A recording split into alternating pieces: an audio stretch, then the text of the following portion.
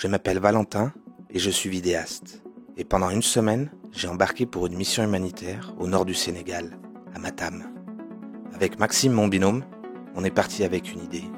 Raconter une histoire. Une mission dans l'optique, des bilans de vue, des lunettes. Mais on allait vite comprendre qu'au-delà des réfractions et des verres correcteurs, c'est le regard que l'on porte sur le monde qui allait changer.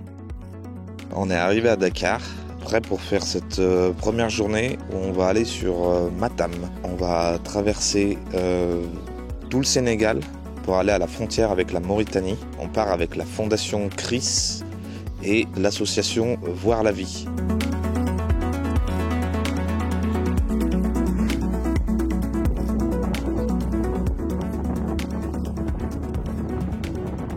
Bonjour Maxime. Salut Val.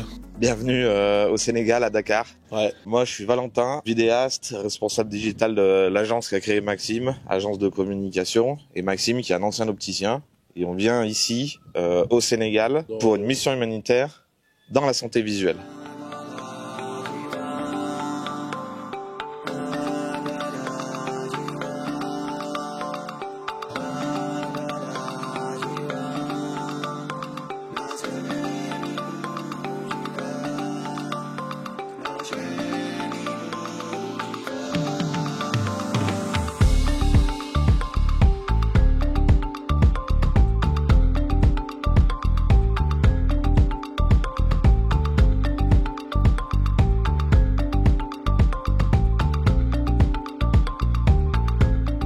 Ce film, c'est ce que nous avons vu, c'est ce que nous avons vécu, c'est ce que nous avons senti. Voici, dans l'œil du Sénégal. Yes, bienvenue, welcome to Senegal, Toubab Dialaw. Toubab Dialaw is the best country, best village.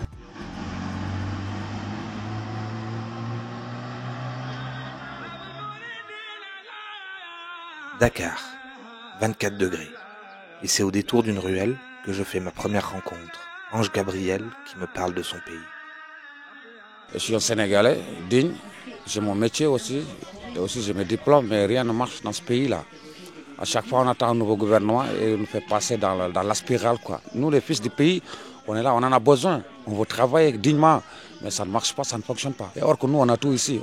On peut rester chez nous, travailler chez nous, mais il nous fait juste croire des choses qui ne vont jamais aboutir. Je veux que les choses fonctionnent. Ici, on survit, on ne vit pas, on survit dans ce pays-là. On fait que survivre, quoi. Frère, merci beaucoup. On part sur midi pour faire Dakar-Matam. On devra en avoir pour 7 heures de route. Le trajet commence.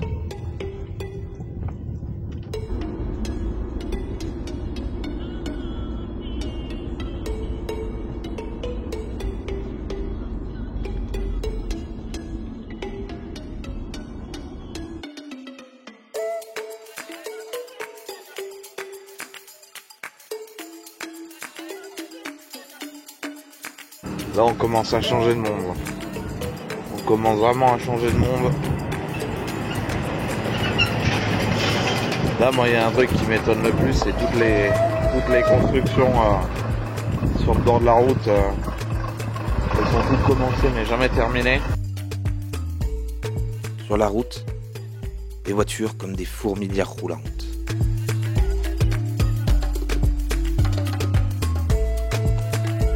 De Dakar à Matam, c'est une ligne droite sans fin. La verdure s'efface, la poussière s'invite, le paysage devient aride, brut. On plonge dans un autre rythme, dans une autre lumière. Le Sénégal change sous nos yeux, et déjà, il nous apprend à voir autrement. Nous voici à Matam, il fait 42 degrés.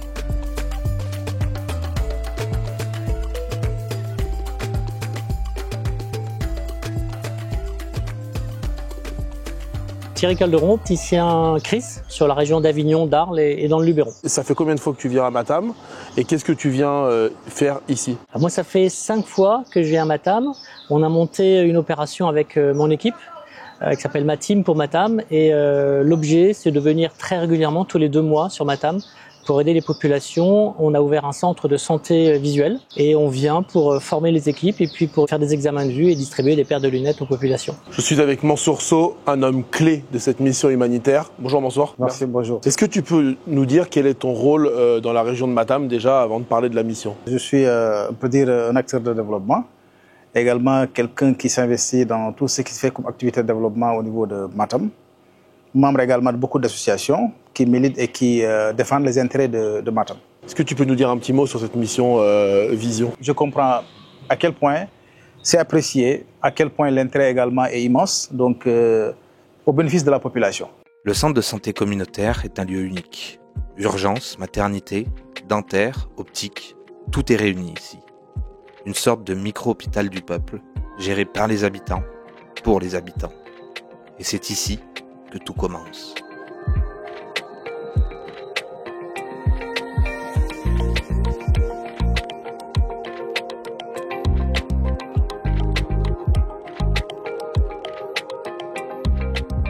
Qu'est-ce qui change de mission en mission? Ce qui est plaisant, c'est qu'on voit évoluer l'équipe qui travaille avec nous à Matam, donc qui sans cesse améliore son niveau de compétence et se met de plus en plus à la disposition des équipes. Un petit mot sur Salah et Abou qui sont les deux coordinateurs locaux et qui apprennent et font finalement le travail quand vous n'êtes pas là. Donc Salah et Abou sont les deux personnes qui travaillent avec nous sur le centre de Matam. On les a formés, donc ils déterminent les acuités brutes, ils remplissent les dossiers administratifs, découverte des besoins des personnes, ils leur font choisir les montures, ils prennent les mesures, ils font les livraisons, donc ils font énormément de choses, sachant qu'ils ne sont pas du tout du milieu de l'optique et on les a formés à partir de zéro il y a 2 ans.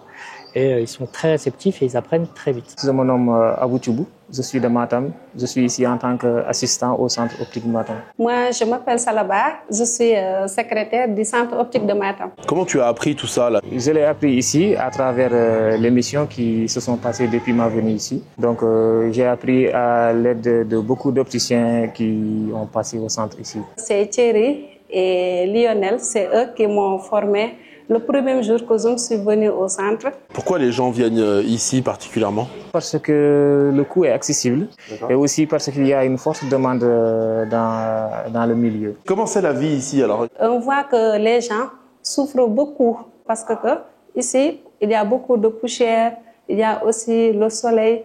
Et raison pour laquelle beaucoup de gens ont problème de yeux. Pourquoi tu fais ce métier-là aujourd'hui? J'ai l'impression que je m'épanouis le plus. Oui. C'est quand tu es en contact avec les gens, c'est quand tu apportes aux gens quelque chose qui leur soulage. Donc, du moment que tu leur redonnes la vision, c'est comme si c'est leur avenir, tu les aides à voir plus clair. On est tellement ravis de voir de temps en temps les opticiens venir ici, ça nous booste, ça nous apporte quelque chose de plus, ça aide aussi au centre. Avant qu'il y ait le centre qui a été créé, c'était comment ici alors? Comment ils faisaient les gens? Les gens, ils partent à Dakar ou bien à Touba pour avoir les lunettes. C'est hyper loin. Oui, c'est hyper loin. T'es fier de ce que tu fais? Tellement fier. Tu peux l'être. Je le ferai toujours. Et je suis trop fière aussi. Chaque matin, les gens attendent devant la porte. Pour un bilan visuel, pour une paire de lunettes, parfois pour un espoir. À l'intérieur, Abou et Salah font des examens de vue, tandis que Thierry et Manuela enchaînent les bilans oculaires. Nous, on filme, on observe. Il y a ceux qu'on peut aider et ceux pour qui on ne peut rien. Quand un patient a une acuité si faible qu'il ne voit plus que l'ombre de sa main, que dire? Quand il faudrait une opération, mais qu'aucun suivi n'est possible, que faire? On touche les limites de notre présence. Ah bah je vais mettre de la plus grande. Absolument arrêtez le gauche. Hop. Absolument arrêtez. C'est bien les lettres? Comment les lettres? Moi je vois rien, mais le gauche. Malheureusement, le gauche, on peut plus rien faire. Allez, on va vous faire des lunettes comme ça pour l'œil droit, il verra mieux avec les lunettes. On ne sauve pas le monde, mais on soulage, parfois. Et ça, c'est déjà immense. C'est mieux avec? Là c'est bien. Là c'est bien. Ah, très bien, je vois. Même le petit là. Oui, on a gagné, on est en P4. Ah, même le petit là. Même le petit là. On sait très bien que malheureusement, ce qu'on fait, avec toute la volonté qu'on y met, la bonne volonté, ça reste une goutte d'eau. Donc c'est vraiment des gens formidables, je le répète, et ils méritent d'être aidés pour la santé visuelle, mais aussi pour plein d'autres choses, donc au niveau de l'éducation notamment. Vous faites quoi ici?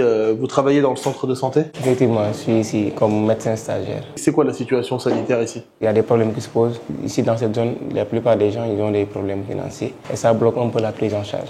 D'accord. Et sinon, dans l'ensemble, ça se passe bien. C'est important, ce centre optique ici, c'est pour les gens? Oui, je trouve que c'est important. En tout cas, les lunettes à des prix qui peut-être qu'ils ne pourront pas avoir ça ailleurs. D'accord. Ça, c'est un avantage. On n'a pas beaucoup de moyens pour acheter les ordonnances. Pour ces yeux, s'il y a des problèmes, on peut acheter des ordonnances. On vous donne seulement des verres. Et vous êtes beaucoup à être passé au centre ici, là? Il y a beaucoup de personnes. Avant qu'il y ait le centre, c'était plus dur pour aller... C'est plus dur, plus dur. Avant, tu vas jusqu'à Dakar. Jusqu'à Dakar. Tu payes le transport, aller-retour. Si tu venais pour avoir le médecin, c'est un grand problème. Maintenant, ici, tout est gratuit, ça c'est bon. Ici, tu fais quoi? Ici, je répare les pneus. Tous les jours, c'est comme ça. Tu comme formes... ça, oui. C'est qui? C'est tes enfants? C'est mes apprentis. Tes apprentis? Oui. Tu les formes? Oui. Ok. Alors bah cool, on utilise la même technique, hein. Les chambres à air avec l'eau et tout ça. Ah bon? Ah bah oui. Là-bas, en France? Ouais. Okay. Si jamais on est à vélo, on crève, on trouve une petite rivière, on met la chambre à air dans l'eau pour trouver où c'est, on gratte un petit peu, on met un petit peu de colle, une petite rustine. C'est pareil, hein. Donc c'est pareil, quoi. Tu me fais monter un pneu? Oui, comme tu veux. J'essaye? Toi, tu peux monter un peu? Je sais pas, j'essaye. Mais je suis pas dans la merde, là. Tu glisses et tu retournes, hein. Oui. Tout ça, clac, et après tu retournes. Tu peux commencer par là. Ils n'ont jamais vu ça, hein. Je vais y arriver ou pas, à votre avis? Si tu m'avais dit que je viendrais en Afrique comme ça. et que je démonterais un pneu, je t'aurais pas cru, hein. Ouais, mais c'est compliqué là, mais j'ai pas le coup de main, hein. Moi je fais des pneus de vélo normalement. Ah, tu sais? Mais ce point-là, pour le vélo, c'est pareil, hein. Ça, pour le vélo, c'est pareil? Ah oui. Bah, je suis pas sûr, hein. Tu te fous de ma gueule, hein. Ça rigole, hein. Ça fait 5 fois que tu viens, donc ça fait 5 ans que vous avez mis la mission en place. Qu'est-ce qui a changé radicalement depuis 5 ans? Les compétences de Salah et Abou nous permettent d'aller de plus en plus loin dans le dépistage, dans le nombre de personnes qu'on traite. Et le dépistage scolaire qu'on fait maintenant nous permet vraiment de traiter les enfants très jeunes, dès 6 ans. On peut leur faire porter des lunettes. Et ça change par rapport au début où on était plus dans l'apprentissage. Aujourd'hui, on est vraiment dans l'action.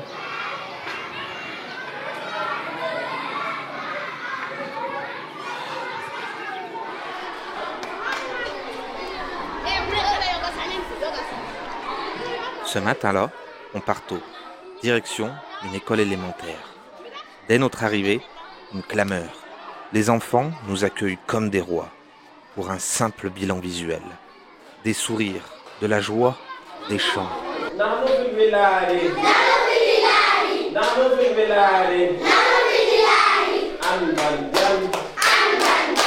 Coucou. À l'école ici, déjà on est très bien accueillis et puis c'est vraiment important parce que c'est là en fait où on vient chercher en fait les futurs porteurs de lunettes pour voir s'ils ont vraiment besoin. C'est important dans l'éducation, la santé en général, mais aussi la santé visuelle, c'est ce qui va aussi leur apporter en fait un futur.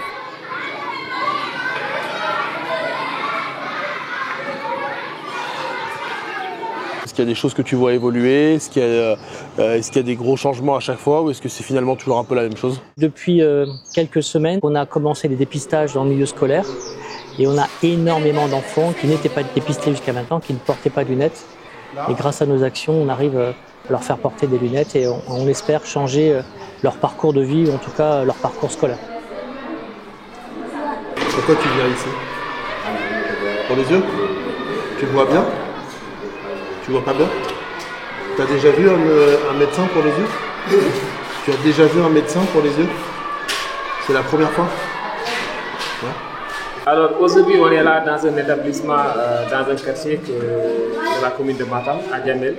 En tout cas nous sommes vraiment contents d'être ici parce que nous constatons qu'il y a un besoin sur les montures. Donc on va essayer de voir le maximum d'enfants possible. On est vraiment contents d'être là, on est vraiment ravis de pouvoir servir la communauté.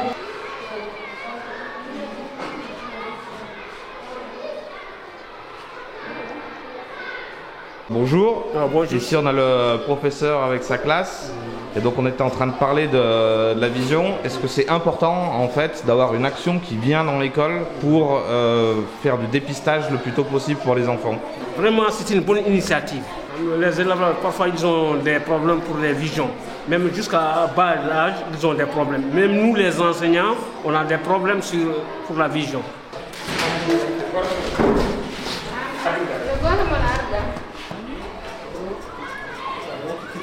Thierry, ça consiste en quoi ce qu'on est en train de... Donc ça, c'est un autoréfractomètre pédiatrique. C'est un instrument qu'on a acheté pour la fondation et qui permet de dépister très rapidement les enfants pour savoir si oui ou non ils ont une correction qu'il va falloir corriger. Et donc la mesure, elle se prend dans le noir total pour être le plus précis possible. Donc si c'est des petites corrections du style plus 0,50 ou 0,50, on s'en occupe pas. Et dès qu'on a des astigmatismes un peu plus importants, des hypermétropies ou des myopies un petit peu plus importantes, là on imprime un ticket et on les revoit dans le centre de santé quelques jours plus tard.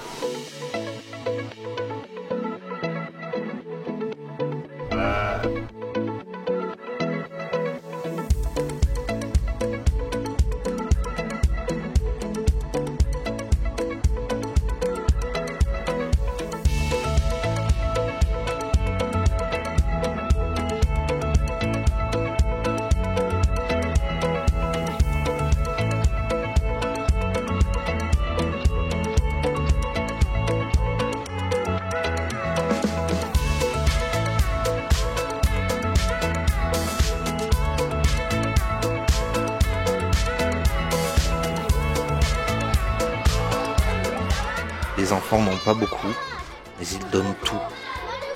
Un regard, un sourire, un chant.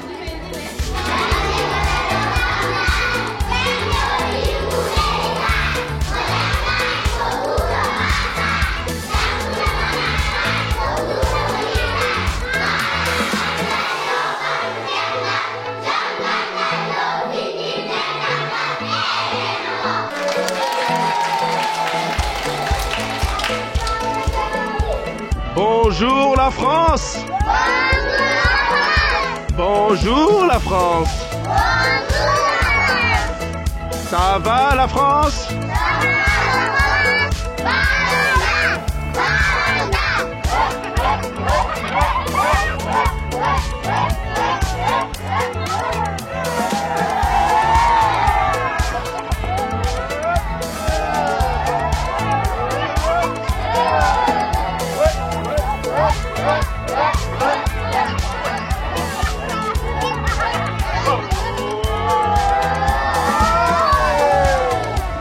Il fait chaud, hein?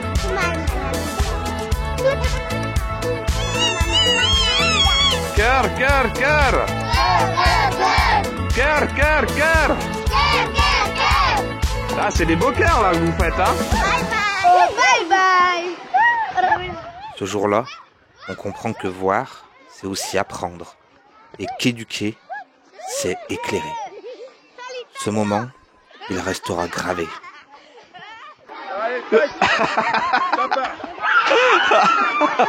Bon, on est parti. C'est le rappeur du Sénégal. T'as Maxime qui est déjà en train de se liquéfier. Comment ça se passe? Toi qui voulais ton petit... Moi, je suis très content de cette expérience. Vous trouvez comment la chérie? Très bien, ça va. Une fois qu'on a passé le démarrage, après, j'ai envie de dire qu'on se laisse couler. Ah, c'est bien alors. Ça c'est du piment ça, je reconnais ça. Non, non. Non? Des haricots. Ah bah voilà, bah, je me suis fait avoir. J'ai voulu faire le malin.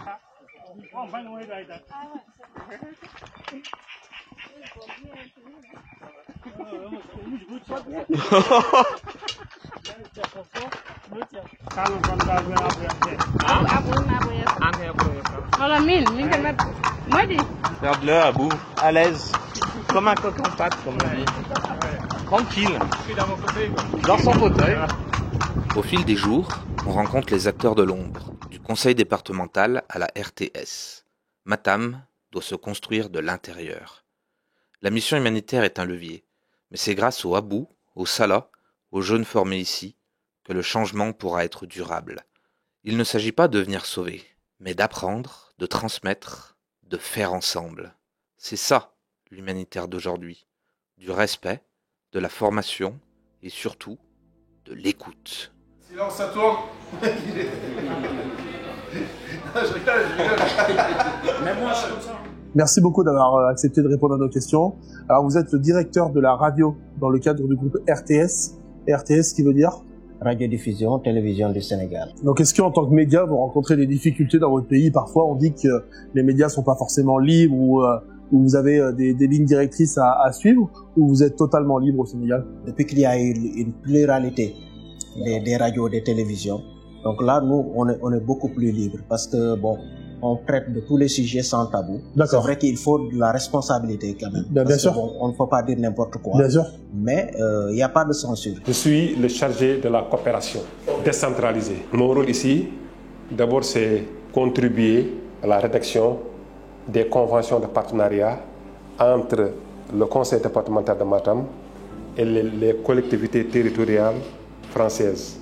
Bonjour Chérif, vous êtes donc le secrétaire général du conseil départemental de Matam. Quelle est la situation sanitaire ici à Matam? La santé, comme vous le savez, au Sénégal, c'est une compétence transférée au département. On a dans le département 3 hôpitaux, on a 2 districts sanitaires et on a un ensemble d'infrastructures sanitaires qui participent vraiment à ce que le problème de la santé soit pris en charge à sa juste mesure.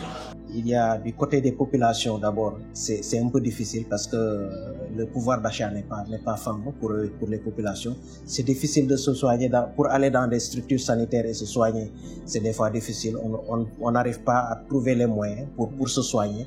Là, c'est une difficulté. L'autre difficulté, c'est que également, on trouve difficilement des spécialistes dans la médecine. Il faut faire beaucoup de kilomètres, c'est ça? Oui, il faut faire beaucoup de kilomètres, aller à Dakar ou une autre ville. En France, nous sommes en partenariat avec le département des Yvelines, la ville de Mantes-la-Jolie. Chaque année, nous faisons une opération Rendre la vue. Avec le département des Yvelines, par exemple, il y a eu beaucoup d'actions qui ont été faites. Dans le cadre des inondations, dans le cadre de l'éducation, la santé, la culture, beaucoup d'actions ont été faites, beaucoup de projets de développement. La mission humanitaire, dans le cadre de l'organisme Voir la vie, ça se sait à Matam ou c'est trop confidentiel encore? C'est connu, mais peut-être il reste encore. Vous avez un rôle à jouer là-dedans? Oui. Vous, en tant que média? On collabore déjà avec la structure. Parce que déjà, on a eu à faire des reportages et également des spots qui sont passés à la radio pour appeler les populations au niveau du district. Les populations accueillent favorablement vraiment cette action humanitaire. Elles ne cessent vraiment de nous témoigner de leur satisfaction. Et c'est un centre actuellement qui se bonifie. Il y a un ensemble d'équipements à chaque fois, à chaque mission, les gens viennent avec de nouveaux matériels. Les gens viennent avec de nouvelles personnes, avec des spécialistes. La compétence est en train de s'affiner. Tous ceux qui passent au centre sont des gens vraiment très satisfaits. Le centre optique qui est récemment installé au niveau du district est très important pour nous, puisque ce centre-là, en réalité, permet aussi de prendre en charge surtout les personnes vulnérables. Beaucoup ont des problèmes de vue, mais même aussi des problèmes de cataracte. Ce qui fait que l'implantation de ce centre-là a permis en tout cas de soulager la population. Et les Français dans tout ça, qu'est-ce qu'on vous apporte et qu'est-ce qu'on pourrait faire de mieux encore? En tout cas, l'apport de nos partenaires est immense. On ne peut que vous remercier davantage et vous souhaiter quand même tout ce que vous également vous voulez par rapport à vos actions que vous faites, que l'objectif soit atteint. Je lance un message pour dire les ressources humaines, elles sont là, nous avons les ressources humaines nécessaires qui sont là. On sait aussi aujourd'hui que le monde est complexe, les ressources aussi financières sont très rares, mais malgré tout ce que nous recevons, maintenant il faut effectivement une gestion efficace et efficiente qui impacte sur le vécu quotidien des populations. Les choses avancent. Depuis que nous sommes en place, depuis 2014, le problème par lequel vraiment on avait démarré, c'est autour de la santé oculaire. On a engagé un programme qui s'appelle un programme Rendre la vue. Rendre la vue, c'est quoi? Ça consiste à procéder à des opérations gratuites de la cataracte au niveau des populations de Matam. S'il y avait des ophtalmologues qui faisaient des opérations pour faire des opérations, ce serait bien également. D'accord, c'est noté, le message est passé. Merci beaucoup. Voilà, merci. À très bientôt. Merci et beaucoup, merci de nous avoir reçus. Merci beaucoup. Merci. À bientôt. Alors moi j'avais une petite question. J'ai été pas mal étonné sur tout le trajet entre Dakar et Matam de voir beaucoup de constructions qui sont commencées mais jamais terminées. et j'aurais aimé un petit peu savoir pourquoi. Tout ça, c'est par rapport au manque de moyens. Pour construire également dans nos zones, comme vous le savez, ce n'est pas des zones où le développement économique est assez important. Donc, c'est des gens, quand même, pour la plupart, qui sont des travailleurs, mais qui se débrouillent. Construire, ce n'est pas facile. Construire et terminer facilement également, ce n'est pas une chose aisée pour tout le monde.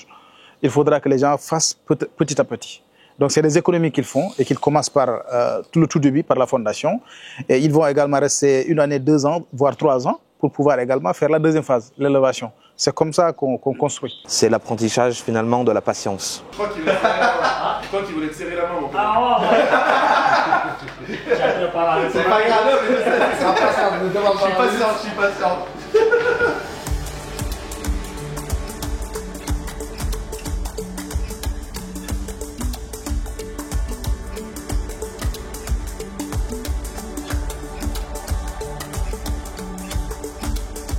Le bus, ça vient de Saint-Étienne. Ah oui, c'est le bus de Saint-Étienne. Matam est en pleine expansion. Qu'est-ce qu'on peut souhaiter à Matam, finalement, dans les, on va dire, 5 prochaines années? Tu me parlais, par exemple, de l'université qui va ouvrir. C'est quelque chose d'hyper important ici, parce que les étudiants ne vont plus avoir besoin d'aller ni à Dakar, ni à Saint-Louis, mais ils trouveront directement ici, sur Matam, l'occasion de faire les études supérieures. C'est des études professionnelles, donc ça veut dire qu'on pense à ce jeune doit être rentable, doit avoir une activité. Les prochaines choses quand même que nous, Matamois, souhaitons plus, c'est quand même d'investir dans des projets pour permettre à l'insertion des jeunes. S'ils n'ont rien, ils vont croiser les bras, ils vont rester formés mais chômeurs, qui ne travaillent pas. Donc les prochaines choses également que nous pensons avec nos partenaires et également demander à l'État, c'est quand même de faire des investissements. Matam a des potentialités que l'État doit développer avec l'appui également des partenaires. En attendant que l'université soit construite, on a pu visiter le centre de formation de Matam. Agriculture, élevage, cuisine et secrétariat. Donc là, c'est pour les cours d'horticulture. Et là, vous recyclez les sachets plastiques. Ah, c'est les petits sachets d'eau qui traînent partout. Ah, bah voilà, ça c'est bien ça. Une pépinière, comme vous le savez, c'est là où on prépare les plantations pour plus tard aller planter. C'est dans la vraie plantation. Oui. C'est ça. Mais et les sachets plastiques? Avec les sachets là, d'habitude on utilisait les alvéoles. Oui. Mais comme on a remarqué qu'il y a tellement de plastique qui traînent partout dans la commune, et on a sorti l'idée, pourquoi n'essayer pas de les recycler sous forme d'alvéoles? C'est ça qui a amené l'idée. Et parfois on amène nos apprenants d'aller ramasser les trucs là, les sachets, et ensuite on fait le compostage et on fait la pépinière. Super bien. Pour l'environnement, quoi. C'est ça quoi l'idée. Ouais. Ah ouais. C'est en production quoi. C'est des carottes de Matam. Voilà, vous voyez. Mais ça va grandir après. Ça c'est le piment doux. Partie élevage. Élevage, ouais. Ça. Les apprenants en élevage. Oui. Et là, c'est une amélioration quoi. Par exemple, on a fait un métissage entre le bali-bali qui vient de Mali et le toulabi qui vient de la Mauritanie. C'est ça qui a donné ça. Oh, vous êtes tellement grand, j'ai toujours l'impression de filmer en contre-plongée. Ah bon. Première année, cuisinier. Donc là, le but, c'est quoi? C'est de devenir cuisinière? Oui. Ok. Et vous avez combien de temps d'apprentissage? 3 ans. Ok. Ça vous plaît? Oui, ça me plaît. Ok. C'est quoi votre petit plat préféré? Pour le moment, c'est les crêpes salées. Ouh là là là. Alors moi, je suis très gourmand, comme vous pouvez le constater. Donc quand vous avez... Ah, ça me fait plaisir. Quand vous avez envie de préparer une crêpe salée, oui. Un petit coup de téléphone. Oui, avec les poulets aussi. Mais oui, mais je mange tout. Sauf le piment. Je vais diminuer donc. Un petit peu diminuer le piment. Et après, vous mettez ce que vous voulez dedans. T'es en première année, là? Ouais, en première année. Et après, tu veux faire cuisinier? Inch'Allah. Mais Inch'Allah, on te le souhaite.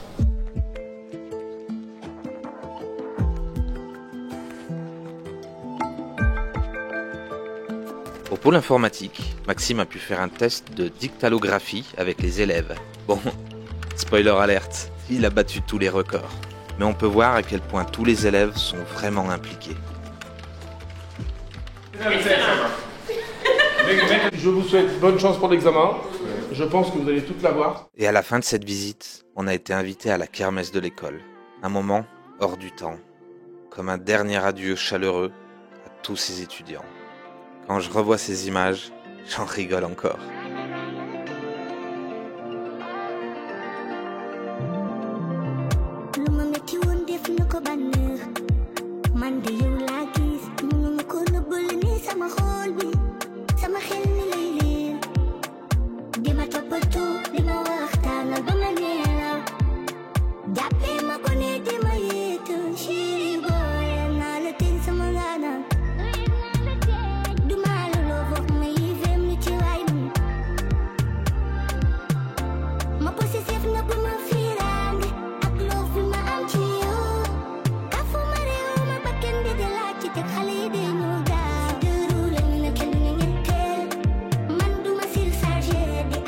Et oui, ici, la poussière est partout. Et au moindre coup de vent, elle vole dans l'air. On comprend vraiment pourquoi il y a autant de personnes avec des problèmes de vue. Des fois, vous allez voir le poussin. Vous faites le contrôle des yeux, non?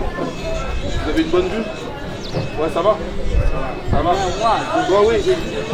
Toi, vue de loin, ouais.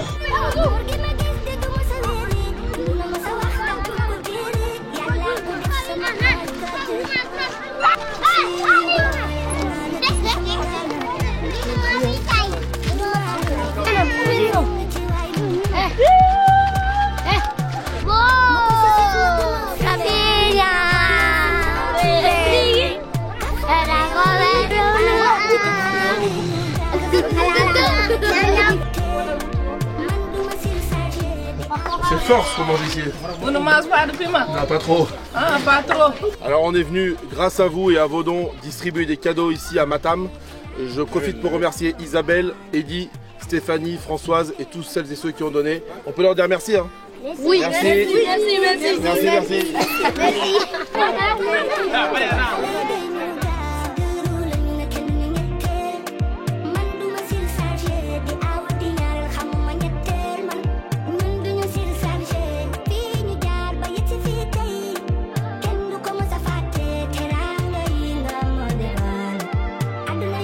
C'était intense, court et intense, mais il faisait chaud, mais ils ont l'air contents, donc ça va, c'est cool. Merci à tous ceux qui ont donné des choses pour eux, c'est super, c'est dur mais c'est bien. Il y a des moments comme ça, on ouvre les vannes et ça arrive comme ça, on se prend une claque, ton cerveau il comprend pas. Ton cerveau il comprend pas ce moment où tu reçois autant en aussi peu de temps.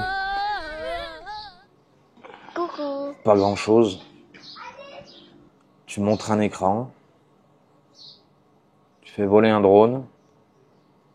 Tu filmes une partie de football. Il est là le bonheur, le vrai bonheur. Hein. Faut pas se tromper, hein. Il est là le vrai bonheur. Hein. Faut pas se tromper, hein. Trop bien. Faut pas se tromper, hein. Ça fait relativiser, hein. Matam, ce n'est pas que la poussière et des bilans de vue. C'est aussi une culture vibrante, ancrée, vivante. Mama Sarr nous ouvre les portes de son quartier.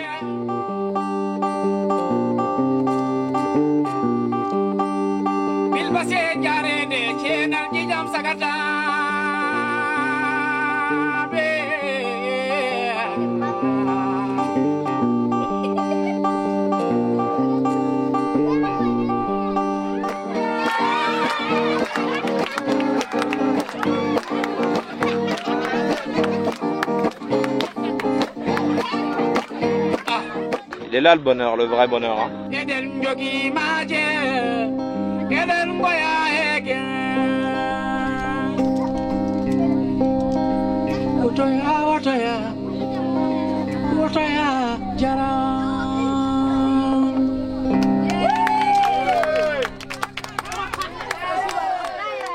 Qu'est-ce que tu dirais à ceux qui ne connaissent pas le Sénégal et Matam pour leur donner envie de venir? Comment tu pourrais décrire ce qui se passe ici en quelques mots? Pas grand monde connaît Matam parce qu'on est très loin de Dakar, on est très loin des lieux touristiques, on a la frontière avec la Mauritanie, on est dans le désert. Très peu de personnes connaissent, mais c'est une population extraordinairement gentille, qui n'a rien, mais qui est d'une générosité extraordinaire. Ils n'ont qu'une envie, c'est de partager avec nous, donc ils sont toujours souriants, se plaignent jamais.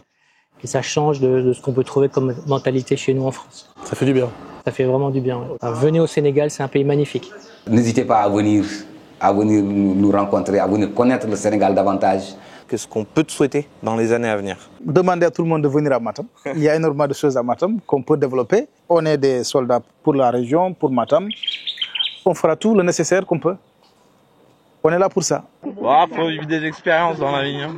Ah, wow, les Catalans.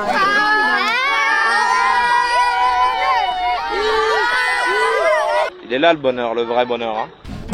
L'amour, c'est une maladie qu'aucun docteur ne peut soigner sur la terre, maman. Et là, sur l'eau, au coucher du soleil, il chante. Il chante son pays, sa ville, son peuple. Un moment suspendu, un frisson, une émotion pure. Moment où toute la nature se contente pour nous, vivre que pour toi, travailler que pour toi, mais ils ne retiendront un jour. Inch'Allah, Rabbi, chérie, je peux rester 3 jours sans manger, 1 jour sans parler, 1 minute sans respirer, mais jamais 1 seconde sans te penser, my love.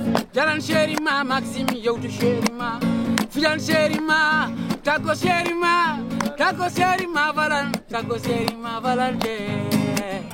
Oh wow. On était venu faire des bilans visuels et on repart avec des cœurs pleins et des images fortes. J'ai vu la chaleur, la simplicité, le courage et 1000 regards.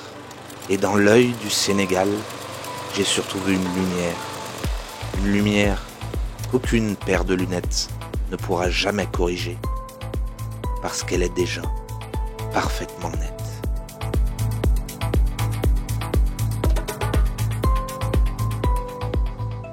Bon Maxime, nous voilà à la fin de la mission. Ouais. On est vendredi, on repart demain. Je vais revenir sur quelques points qui m'ont le plus marqué. Ça a été le moment où on est allé filmer déjà dans l'école, de voir toute la joie des enfants. On rentre dans une classe, ils se mettent à chanter, tous en chœur, pour nous. Un moment très fort ça. J'ai eu l'occasion de sortir le drone à ce moment-là, et c'est pareil, on leur offre un moment de bonheur sur lequel ils n'ont pas l'habitude de voir. Nous, on est tout le temps dans un monde où on a tous des tablettes, des téléphones dans les mains. Et là, rien que le fait de pouvoir regarder sur un écran eux-mêmes, vu du ciel, c'est un bonheur fou qu'on leur offre et ils nous l'offrent bien en retour. L'autre chose qui m'a énormément marqué, c'est quand on a fait la distribution des dons. Alors, mis à part les petits jouets et les petits trucs comme ça qui partent assez vite, la chose qu'ils ont le plus voulu, c'était des cahiers. Parce que les cahiers, pour eux, c'est comme ça que moi je l'interprète, ça va être l'accès un petit peu à l'enseignement, ce qui va leur permettre d'avoir un futur. Et je trouve ça fou qu'ils soient tous là en train de nous demander des cahiers. Nous, on est dans un pays où on a accès à tout ça de manière extrêmement facile. Et ici, ce n'est pas le cas. J'ai été venu ici pour donner. Et j'ai quand même le sentiment d'avoir plus reçu que donné. Ici, il faut savoir que quand vous marchez dans la rue, tout le monde vous dit bonjour. Et tout le monde vous demande si ça va. C'est presque troublant. C'est quand même assez différent de la France. Hein. Et j'ai remarqué qu'ici, l'individualité, c'est pas le maître mot. Le maître mot, c'est le collectif. Et quand on voit des gens dans une situation extrêmement compliqué humainement et financièrement, et qu'on voit qu'ils sont quand même avec le sourire et forts les uns les autres. Enfin, ils ont une phrase ici, c'est on est ensemble, et ils disent toujours on est ensemble. Parce que non mais ça m'a vraiment marqué parce que on est ensemble quand ça va bien, on est ensemble quand ça va pas bien, on est ensemble pour s'aider, on est ensemble tout le temps. Et dans notre prochain, tendons-lui la main et il nous le rendra au centuple. En tout cas, c'est exactement ce que j'ai retenu de ce voyage.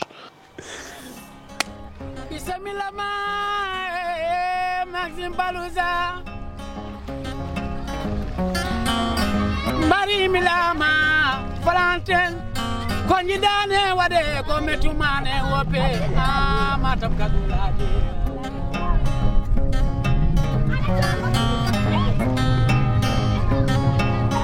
Wani Sede Ko Mansour Sopulo Jerry Pulo Hada Vika Vinyo Kaina Ko Wanda Wata Via Japtin Take Pulo jam nay kori maladi soga gay wila bige fanda uro ala la de pulo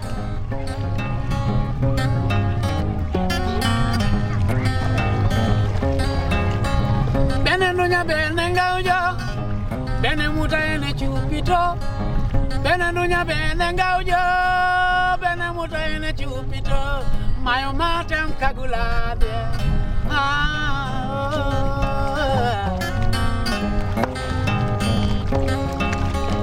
lumbinam lumbinam lumbinam elanama yeah mama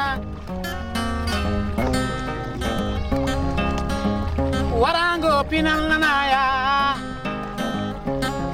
nanaya nanaya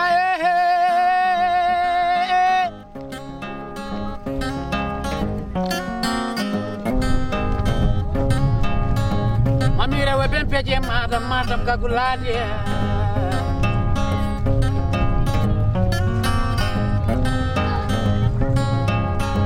bene bedombala bene nguba bene kaina mi woni ko wonde yari mayo eli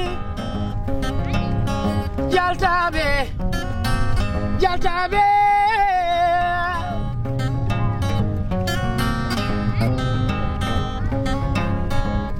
jaltabe jaltabe jaltabe jaltabe samangari mayo algablana masiata obadla